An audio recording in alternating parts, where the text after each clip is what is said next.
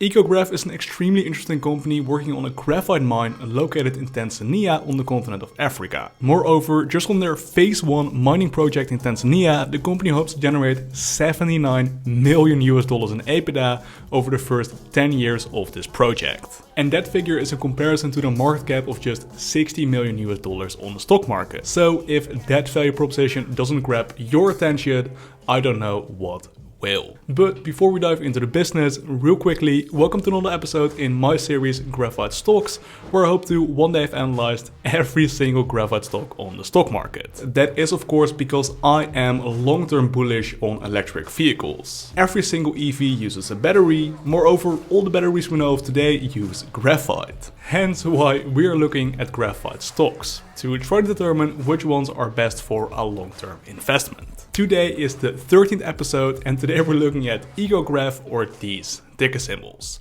Let's quickly get into it with first a company overview. So EcoGraf's business is basically divided in 3 different parts. First we have the extraction site located in Tanzania. Second we have the upgrade site where they turn this graphite into anode material meant for batteries. And third, we have the recycling side of the business. That first one, the extraction site located in Tanzania, has gotten some pretty cool updates recently. For example, they have released pre-development research with an NPV of $348 million.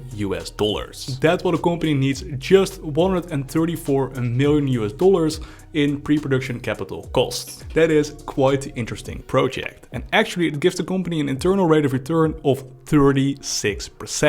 That is for sure nothing to sneeze at. And like we saw during the intro, those numbers are combined with an average annual EBITDA over the initial 10 years of $79 million per year. So the financials surrounding this project aren't bad, to say the least. Regarding the resource, it has recently been upgraded in size. It is fairly pure at 7.4% of total graphite content, and it is fairly large at 9.5 million tons of contained graphite. By the way, that would support about 160 years of production at the planned production rate. Moreover, an investor should know that the company is actually developing this mine in combination with the Tanzanian government. So 16% of this joint venture is carried by the Tanzanian government, by the Tanzanian people. Probably thanks to this joint venture with the government, the company has already signed an MOU with a local energy company for the full supply of grid power to EPENCO. And this is quite a humble flex. The company seems to be in quite close contact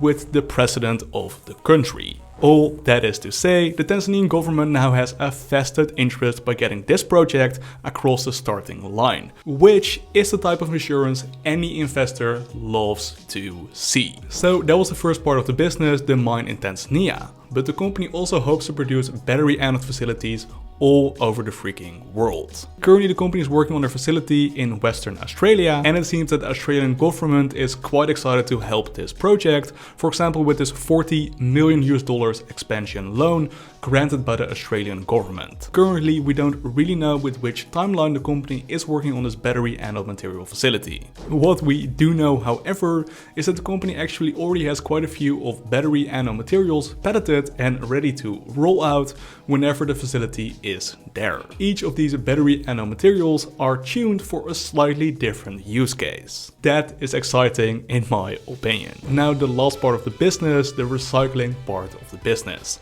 And to me it seems that the company is mainly looking to collaborate with partners on developing a recycling pilot plant. Not a bad strategy, but this isn't something that the company is planning to do alone. Just something to keep in mind. Now you have a pretty darn good overview of the business. Just 2 more details we need to discuss. This is how the ownership structure looked on the 21st of October 2022. And we're seeing the board and management having quite a significant stake of about 6%. Certainly not bad. And on the 31st of December 2022, the company had access to about 43 million Australian dollars in cash. So now you could consider yourself entirely catched up on the basics of EcoGraf. So let's now talk about my opinions. And those are quite positive to say the least. So here are 3 things that I'm really excited about. 1, this anode material technology is quite sexy from an investor perspective. and this truly can become a competitive advantage going forward, so something to monitor as an investor. 2, I could not be more excited for the Tanzanian government to have a seriously vested interest in the long-term success of EcoGraf. After all, now the company is significantly less likely to run into any red tape in the construction of their mine, which is very, very, very nice as an investor. Like I said before, this is the type of assurance that any investor is wishing and dreaming for. 3, I'm also mega excited about the Australian government being willing to help to finance the company's annual material endeavors in Australia. After all, more loans equals less dilution. And while government support is the wet dream of all investors, dilution is the personal hell of all small cap investors. So it's nice to see the company minimize dilution through government loans and grants. So those are the 3 main things I am mega excited about regarding EcoGraf. And honestly, for a small cap pre-revenue company,